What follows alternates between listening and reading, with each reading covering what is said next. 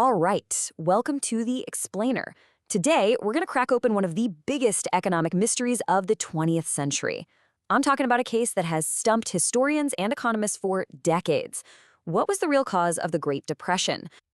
And to get us started, I want you to keep this famous quote from John Maynard Keynes in the back of your mind.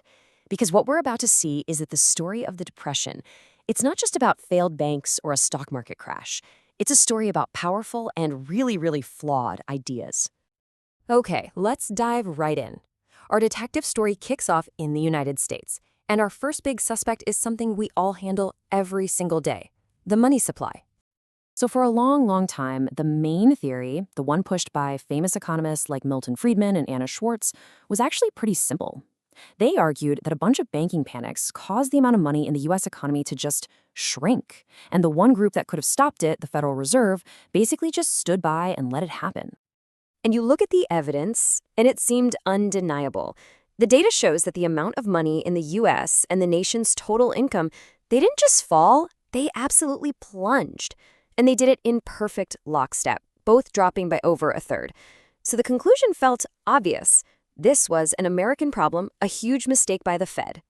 Case closed, right? Well, not so fast. This is where the plot really starts to thicken. Because if the Fed was the only bad guy in this story, how do you explain that the Depression was a global pandemic? The chaos in Europe and Latin America, all over Asia, it just didn't quite fit with a purely American cause.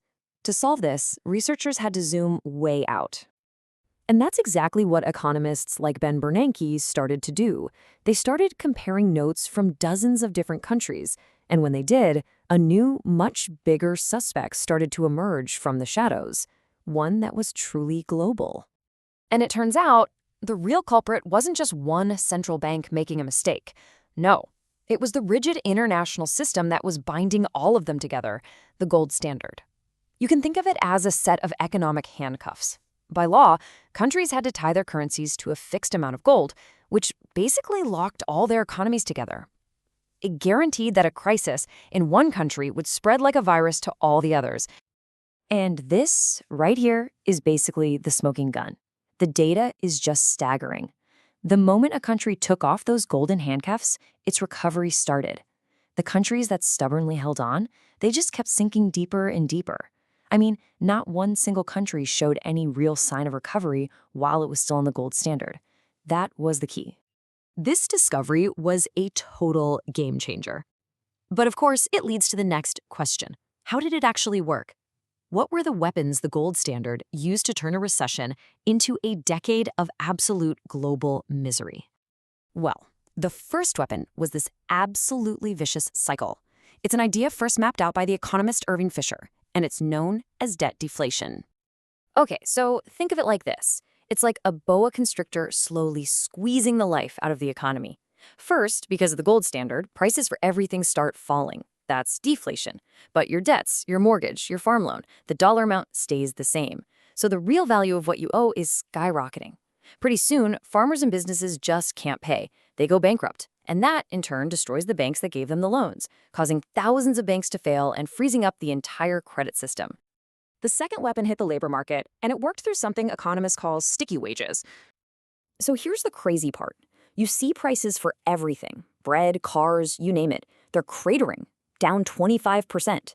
But the actual dollar amount that people are getting paid in wages, that only nudged down by about 10%.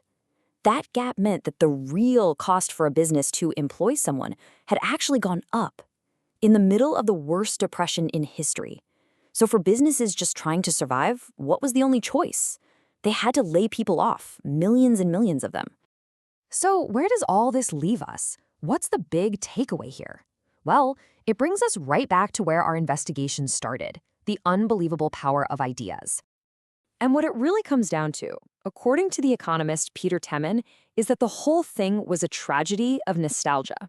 You had policymakers who were so committed to the idea of the gold standard, an idea from a totally different era, from a defunct economist, as Keynes would say, that they just clung to it, even as it was becoming a weapon of mass economic destruction. And that leaves us with a pretty urgent question, doesn't it? The story of the Great Depression is this stark, brutal reminder that these powerful economic theories, the ones that are often invisible, are shaping our entire world. Which really makes you wonder, what are the ideas that we might be slaves to today?